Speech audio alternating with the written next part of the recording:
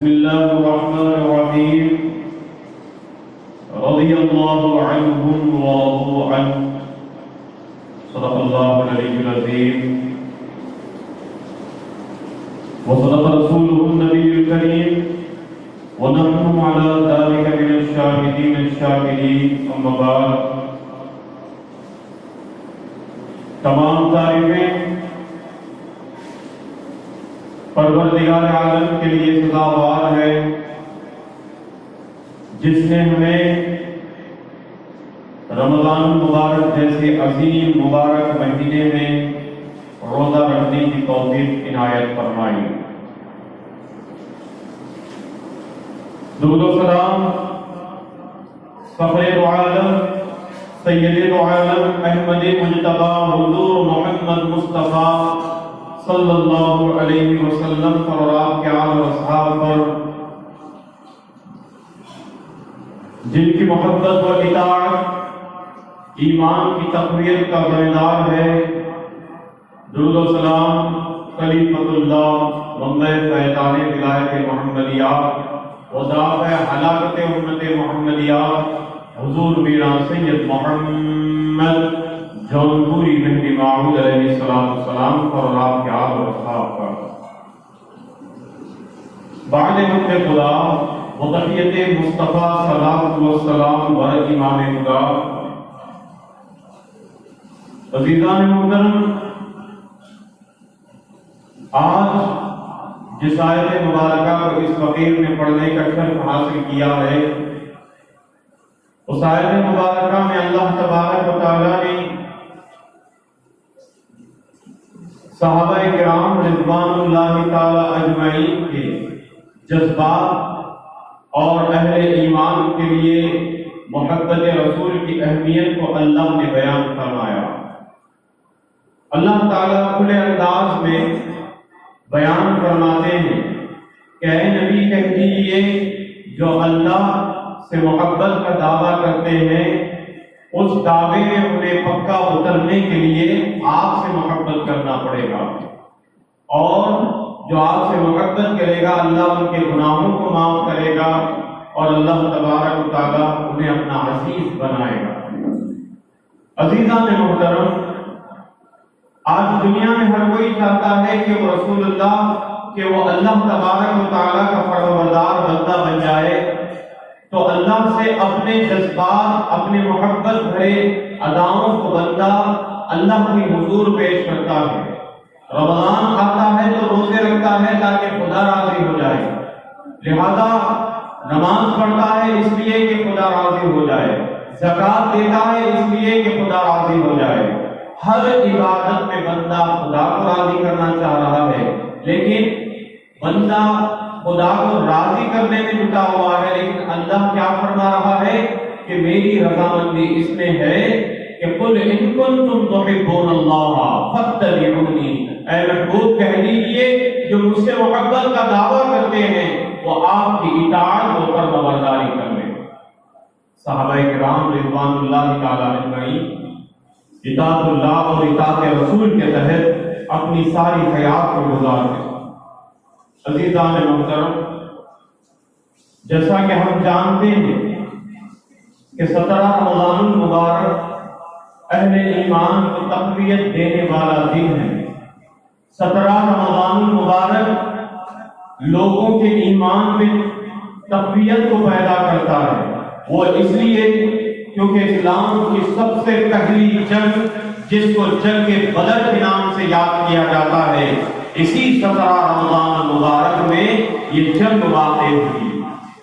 عزیزان محترم، اس وقت مسلمان ہجرت کرتے ہوئے مدینہ منورہ کو چھوڑا، مکہ مکرمہ کو چھوڑا، مدینہ منورہ کا رخ کیا، تو جس شدت کی تکلیف اہل کفار مسلمانوں کو دیا کرتے تھے، تاریخ کے صفحات پر آپ جانتے ہیں لکھا ہوا ہے کہ خود نبی مکرم صلی اللہ علیہ وسلم پر سجدے کی حالت میں اوجڑیاں ڈال دی جاتی تھی۔ اونٹ کی جو اوجڑی ہوتی تھی وہ نبی جب سجدے میں جاتے تو اوپر ڈال دیا جاتا تھا۔ نبی جس راستے سے گزرتے کانٹے بچھا دیے جاتے تھے، نبی کریم صلی اللہ علیہ وسلم پر طائف میں پتھر بھی برسائے گئے، طرح طرح تکلیف سہنے کے بعد اللہ کا حکم ہوا کہ اے محمد صلی اللہ علیہ وسلم آپ ہجرت فرمائیے۔ تو عزیزان محترم، جب محمد رسول اللہ صلی اللہ علیہ وسلم مکہ مکرمہ سے ہجرت کرتے ہوئے مدینہ منورہ تشریف لائے تو مدینے میں جو آپ کے عاشقان تھے آپ کا استقبال کرتے تھے، آپ کا استقبال کیے۔ تو لہذا ابھی 2 سال بھی مکمل نہیں ہوئے تھے ہجرت کے، کفار مکہ اتنی بے چینی اور اس طرح کی کیفیت میں آ گئے کہ اب یہ مسلمان ہمارے درمیان تو نہیں ہے لیکن مدینے میں ان کے طاقت بن رہی ہے، لہذا کیوں نہ ہم ان پر چڑھائی کرتے ہوئے جو کم مقدار میں مسلمان موجود ہے ان کو جنگ کرتے ہوئے ان کو ہرا دیا جائے اور نعوذ باللہ مسلمانوں کا خاتمہ کر دیا جائے۔ اس نیت کے ساتھ مکے سے مدینے کی طرف ابو جہل کی قیادت میں جو قافلہ 1000 تعداد سپاہیوں کی، اور سپاہی ایسا ہر سپاہی کے ساتھ ایک گھوڑا، کئی تلواریں، کئی برچھے ہوا کرتے تھے، ایسے ہی پورے جسم پر ذرا موجود تھی، جنگ کی ذرا موجود تھی، ہر ایک سپاہی کے ساتھ گھوڑا تھا۔ ایسی 1000 سپاہی مسلمانوں پر چڑھائی کرنے کے لیے مدینے کا رخ کرتے ہیں۔ وہ دن اسی مبارک مہینے کا دن 17 رمضان المبارک کا دن تھا، جس کو جنگ بدر کا دن کہتے ہیں۔ عزیزان محترم، مسلمانوں کی تعداد آپ جانتے ہوں گے، ابھی مسلمان اس وقت مکے سے ہجرت کر کے مدینہ آئے تو جہاں مسلمانوں کی تعداد اس وقت 313 تھی، تو 313 ایک طرف، 1000 کی تعداد میں کفار مکہ ایک طرف۔ یہ اسلام کی پہلی جنگ تھی جو روزے کی حالت میں مسلمانوں نے مقام بدر پر لڑنے کے لیے تیار ہو گئے۔ عزیزان محترم، جنگ بدر کا واقعہ اہل ایمان کی ایمانی قوت کو اجاگر کرتا ہے۔ عزیزان محترم، 2 لڑکے تھے، سعد بن ابی وقاص، عمیر بن ابی وقاص۔ مسلمان کم تعداد میں تھے لیکن جذبات زیادہ تھے۔ جب اعلان ہوا، معلوم ہوا کہ ابو جہل اپنی قیادت میں 1000 سپاہیوں کو لیتے ہوئے مسلمانوں پر چڑھائی کر رہا ہے، مقام بدر پر آ کر کھڑا ہوا ہے، تو حضور اکرم صلی اللہ علیہ وسلم صحابہ سے کہنے لگے، اے صحابہ، اب ہمیں اسلام کی خاطر اپنا سب کچھ لٹانے کے لیے تیار رہنا چاہیے، کیونکہ اب حملہ ہمارے ایمان پر ہو رہا ہے، اب حملہ ہمارے عقیدے پر ہو رہا ہے، اب حملہ ہماری جانوں پر ہونے والا ہے، لہذا یہ جو تم راستہ اختیار کیے ہوئے ہو یہ اللہ کا راستہ ہے، یہ خدا کا راستہ ہے، چلو میدان جنگ میں کون کون تیار ہوتا ہے۔ صحابہ کھڑے ہو گئے۔ بتایا یہ جاتا ہے اس وقت مسلمان جب کہ ہجرت کر کے مدینہ آئے ہوئے تھے، مدینے میں کیسے تشریف لائے؟ نہ انہوں نے جائیداد لائی، نہ انہوں نے روپیہ لایا، نہ انہوں نے پیسہ لایا، نہ انہوں نے گھوڑے لیے، نہ انہوں نے اونٹ لائے، بلکہ مسلمان خستہ حالت میں مدینہ منورہ تشریف لائے تھے۔ تو عزیزان محترم، اس وقت اسلام بڑی غربت کا مارا تھا۔ بتایا یہ جاتا ہے کہ ایک گھوڑا، 313 صحابہ میں گھوڑے کی تعداد ایک تھی۔ بعض روایتوں میں آتا ہے 313 صحابیوں میں گھوڑے کی تعداد 2 تھی اور کچھ اونٹ تھے۔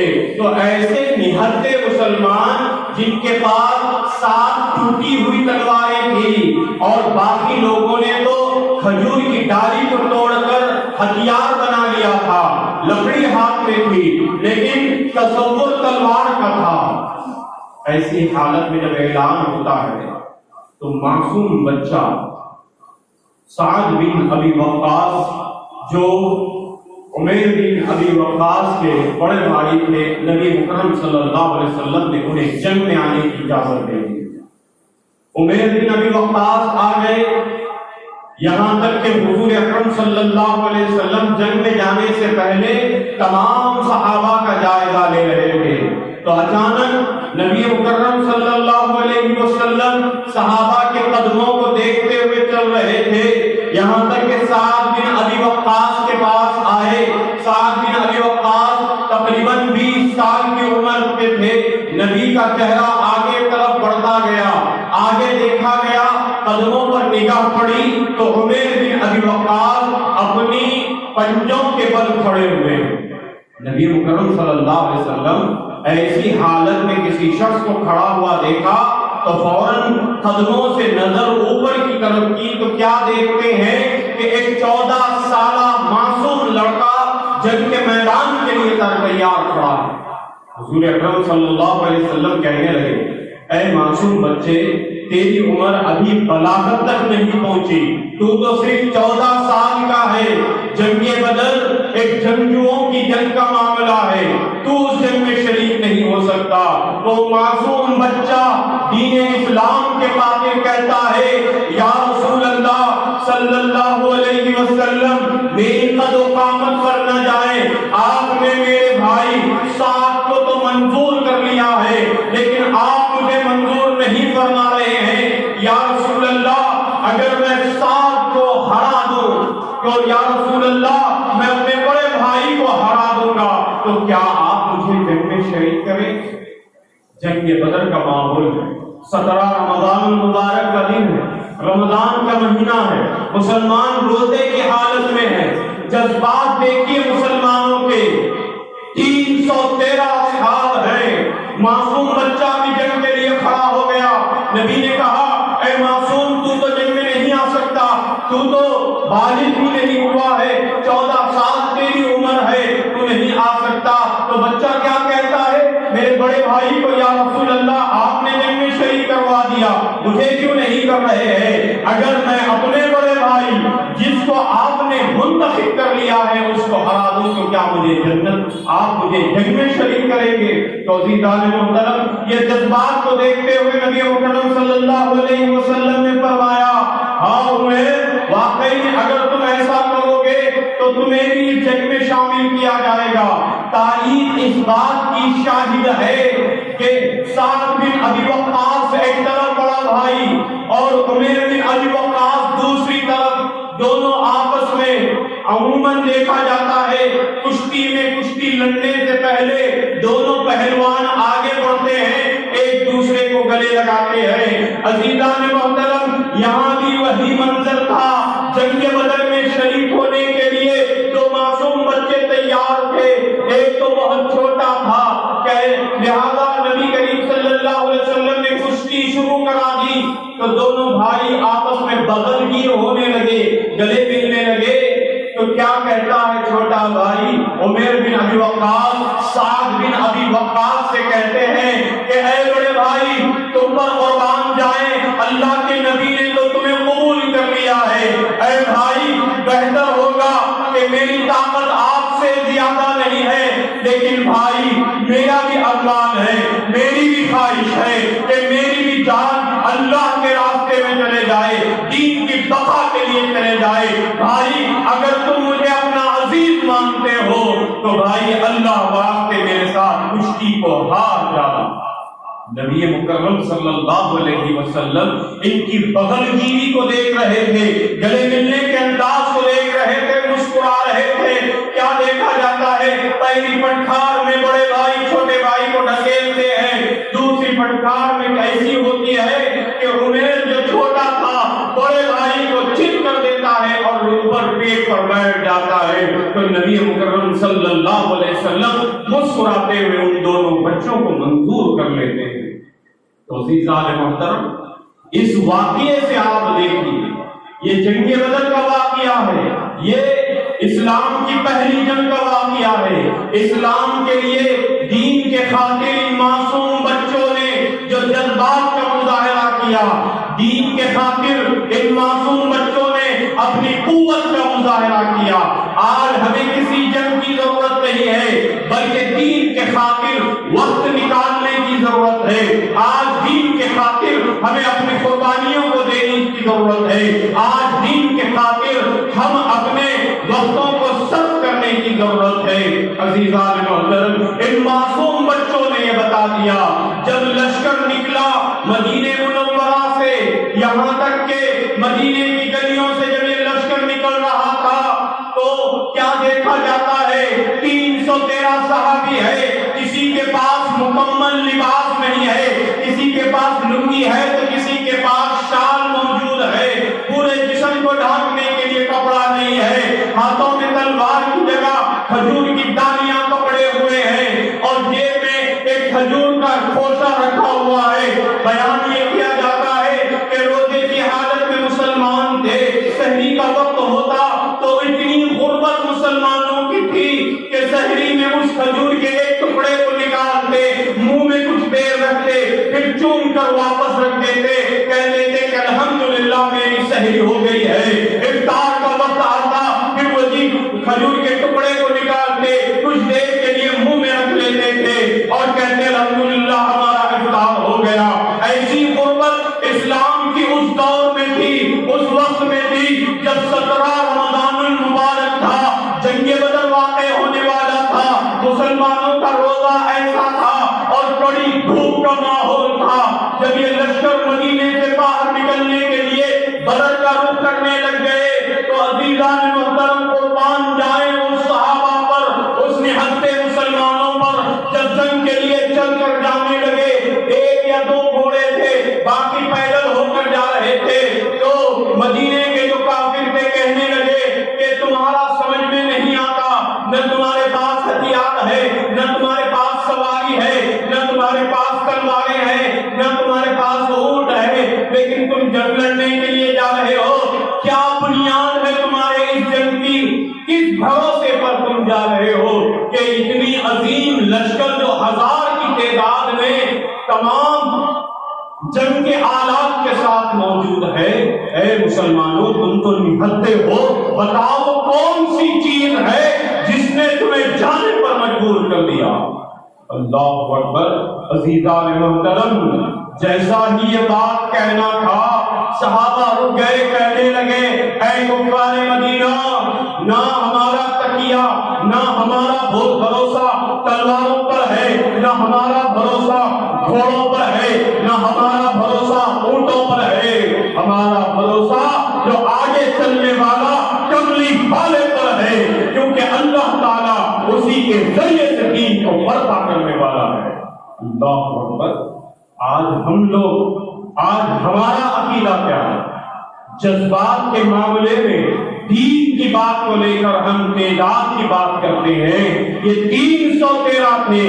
آج ہم اپنی تعداد کو دیکھتے ہوئے کہتے ہیں کہ بھائی ہماری کثرت کہاں پر ہے؟ اللہ تعداد کو نہیں جذبات کو دیکھتا ہے، اللہ تعداد کو نہیں ایمان کو دیکھتا ہے، اللہ تعداد کو نہیں مسلمانوں کے حوصلے کو دیکھتا ہے. تو جب بھی مسلمانوں نے کہا کہاں تم ہماری تلواروں کو ٹٹول رہے ہو، کہاں تم ہمارے گھوڑوں کو ڈھونڈ رہے ہو، ہمارا سرمایہ تو کالی کملی والا ہے، اس کے پیچھے پیچھے ہم جائیں گے، اللہ ہمیں فتح یاب کرے گا. عزیزان محترم، 17 رمضان المبارک تھا، مغرب کا وقت تھا. صبح عمیر نامی کفار مکہ کی جانب سے ایک شخص جس کا نام عمیر تھا، ابو جہل نے کہا جاؤ ذرا مسلمان کس حالت میں ہے دیکھ کر تو آؤ، کیونکہ وہ خوف کھا رہا تھا کہ وہ مسلمان کہیں ہتھیار کے ساتھ تو نہیں، وہ مسلمان کہیں بڑی فوج کے ساتھ تو نہیں آ رہے ہیں. عمیر جب وہ کافر آیا اور سارا منظر دیکھا اور 313 صحابی کا تجزیہ کیا اور جانے لگا. ادھر ابو جہل بے صبری سے انتظار کر رہا تھا کہ تم مسلمانوں کے لشکر کو دیکھ کر آئے ہو، بتاؤ کیا ماجرا. تو کہا کہ میں نے بہت ساری جنگیں دیکھی ہیں. عمیر کہنے لگا میں نے بہت ساری جنگیں دیکھی ہیں، بہت سارے فتوحات دیکھے ہیں، لیکن اتنی کم تعداد میں کسی بھی فوج کو نہیں دیکھا مشکل سے ان کی تعداد 300 یا 350 سے زیادہ ہے۔ ابو جہل خوش ہونے لگا اور پلٹ کر ہزاروں کے لشکر سے کہنے لگا بھائی اب جنگ کا ارادہ ترک کر دو، اب صرف رسیاں جمع کرو۔ ابو جہل کیا کہنے لگا؟ عمیر کہہ رہا ہے جو حالات عمیر نے کہے اب تلوار اٹھانے کی ضرورت نہیں ہے، اب تم صرف رسیاں جمع کرو۔ تو سارے کفار پوچھنے لگے اے ابو جہل ایسا کیوں کہہ رہے ہو؟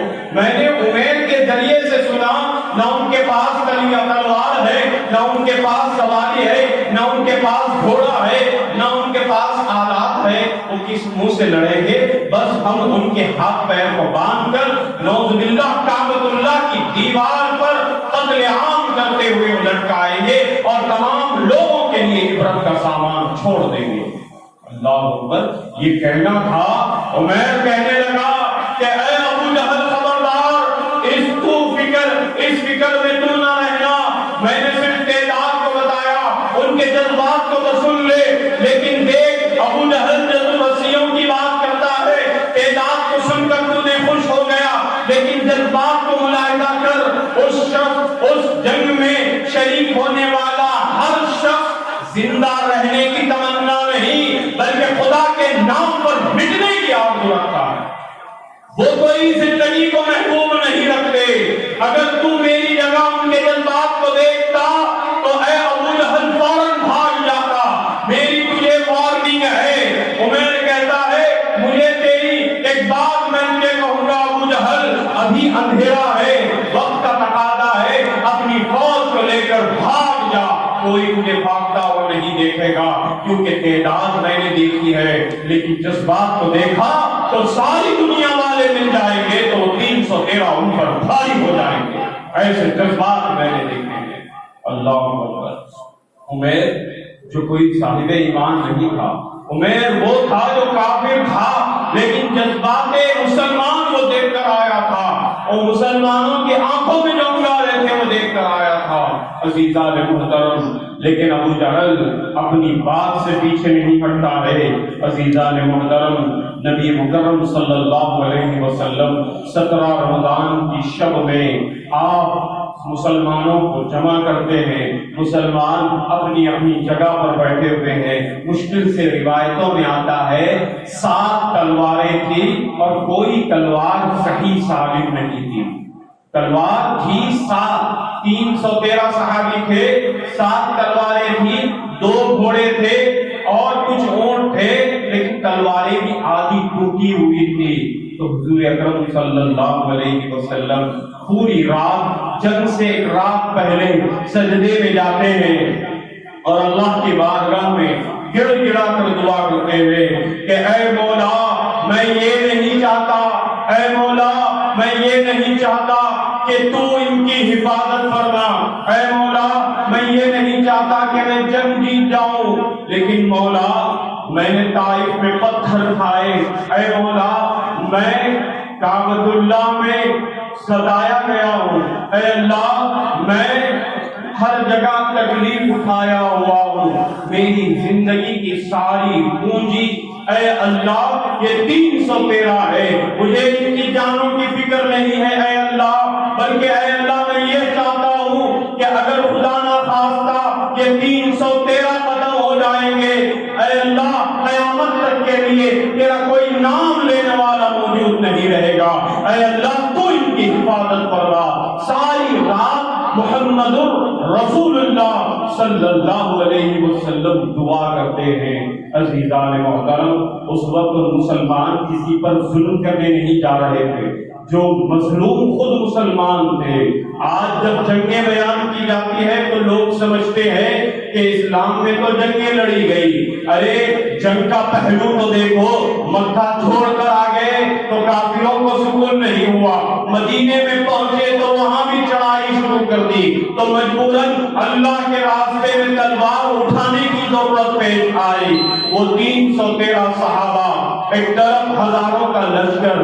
جب صبح ہوتی ہے عزیزان محترم حضور اکرم صلی اللہ علیہ وسلم سجدے سے سر اٹھاتے ہیں, کہتے ہیں اے اللہ میں یہ نہیں چاہتا یہ بچ جائے, لیکن مولا یہ ختم ہو جائیں گے تو قیامت تک کے دن تیرا نام لینے والا کوئی باقی نہیں رہے گا, اس لیے میں ان کی حفاظت کی دعا کرتا ہوں. عزیزان محترم جنگ بدر کا آغاز ہوتا ہے. مسلمان جو ٹوٹی پھوٹی تلواروں کے ساتھ ساتھ کھجوروں کی شاخیں اپنے ہاتھوں میں لیے ہوئے تھے, جیسا ہی جنگ کا آغاز ہوتا ہے روزے کی حالت میں ہوتے ہیں, روزہ سحری کرتے ہیں, سحری کھجور کو چوس کر کی جاتی ہے, افطاری کھجور کو چوس کر کی جاتی ہے, لیکن اس وقت کھانا پانی جسم کو قوت نہیں دیتا تھا. آج ہم تھوڑی بہت سحری کم زیادہ ہو جائے تو روزے کی فکر میں لگ جاتے ہیں. وہاں مسلمانوں کے لیے کھانا پینا ضروری نہیں تھا, مسلمانوں کے لیے جذبات سب کچھ تھے, ایمان سب کچھ تھا, بس سنت کے لیے سحری اور افطاری کیا کرتے تھے. آج کے مسلمان بہانے کرتے ہوئے نظر آتے ہیں, آج کے مسلمان روزوں کے لیے بڑی بڑی نئی تکنیکی بہانے پیش کرتے ہیں کہ کام ہے بڑا دھوپ میں رہنے والا کام ہے. ارے بھائی تم اگر اپنے کاموں کو دیکھو تو ذرا جنگ بدر کی طرف تو نظر تو اٹھاؤ.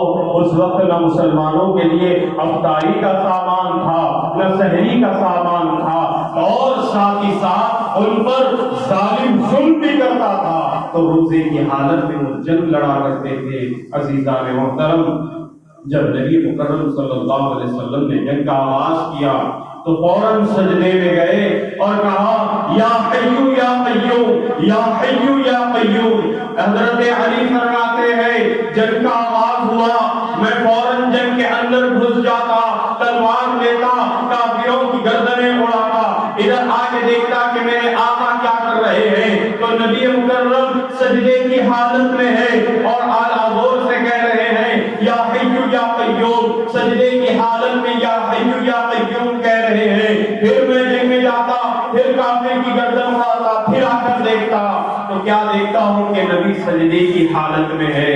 تو عزیزان محترم انسان آلات دنیا سے مجبور ہو جاتا ہے, یعنی دنیا کی کوئی چیز اس کا سہارا نہیں بنتی ہے. تو یہاں نبی نے یہ بتا دیا سجدوں کا سہارا لو تو اللہ ضرور تمہاری فتح قبول کرے گا, اللہ تمہیں کامیاب و کامران ہوگا.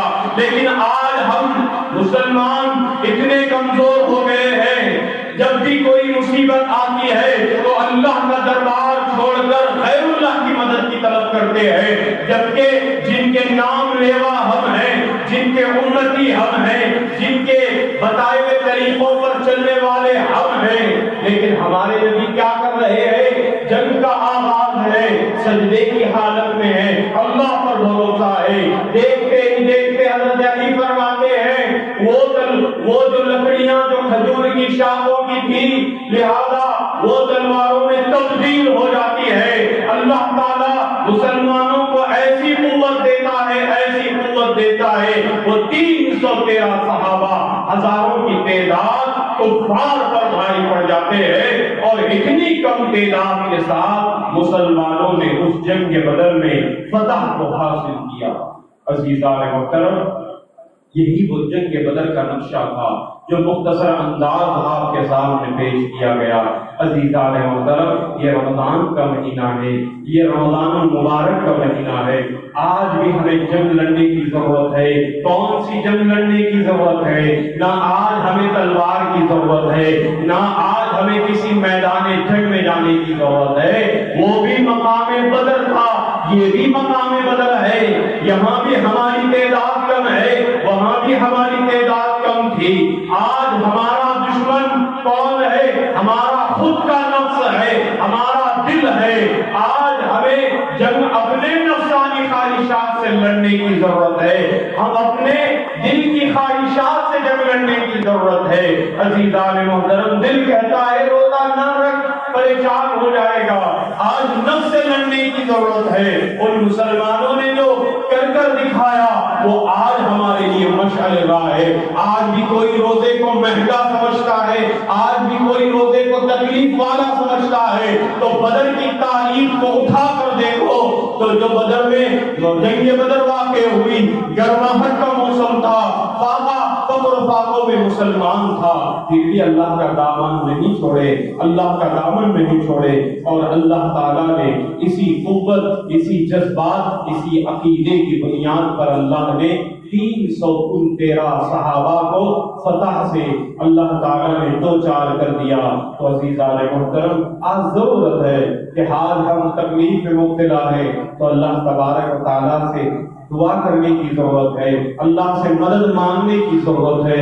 اے اللہ، جس طریقے سے جنگ بدر میں تم نے نہتے مسلمانوں کی اے اللہ تم نے مدد کی ہے، اے اللہ آج بھی ہمیں مدد کی ضرورت ہے، آج بھی وہ جذبات، آج بھی وہ ایمان اے اللہ ہمارے دلوں پر لا لے۔ اے اللہ، جس طریقے سے تو نے ہمیں نبی مکرم صلی اللہ علیہ وسلم کا مطیع و فرما بردار بندہ بننے کا حکم دیا ہے، اس کے مطابق ہمیں زندگی گزارنے کی توفیق دے۔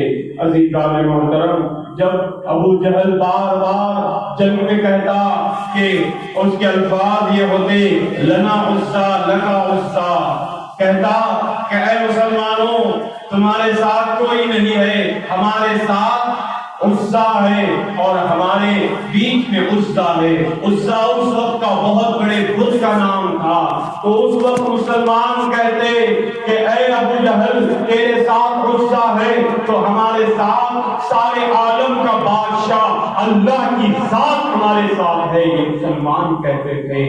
عزیزان محترم، آج ہمیں کسی سے مدد مانگنے کی ضرورت ہے تو اللہ کی ذات ہے۔ مدد کب ملے گی؟ جب ہم اللہ سے رشتہ پکا رکھیں گے، جب ہم اللہ سے تعلق پختہ رکھیں گے، جب ہم اللہ سے تعلق جوڑ لیں گے تو اللہ ہماری بھی سنے گا اور اللہ ہر قسم کی کامیابی ہمیں عطا فرمائے گا۔ یہ جنگ بدر کے ذریعے سے اللہ ہمیں سبق حاصل کرنے کی توفیق عطا فرمائے۔ اللہ تبارک و تعالیٰ اس جنگ بدر کے واقعات کے ذریعے سے ہمارے ایمان اور جذبات میں بھی اللہ تعالیٰ قوت عطا فرمائے۔ اسی لیے اللہ تعالیٰ نے فرمایا قل ان کنتم تحبون اللہ فاتبعونی یحببکم اللہ ویغفر لکم ذنوبکم واللہ غفور رحیم۔ اے لوگو، تم مجھے اپنا محبوب سمجھتے ہو، تم مجھ سے محبت کا دعویٰ کرتے ہو تو نبی کی فرما برداری کرو جیسا کہ صحابہ فرما برداری کیا کرتے تھے۔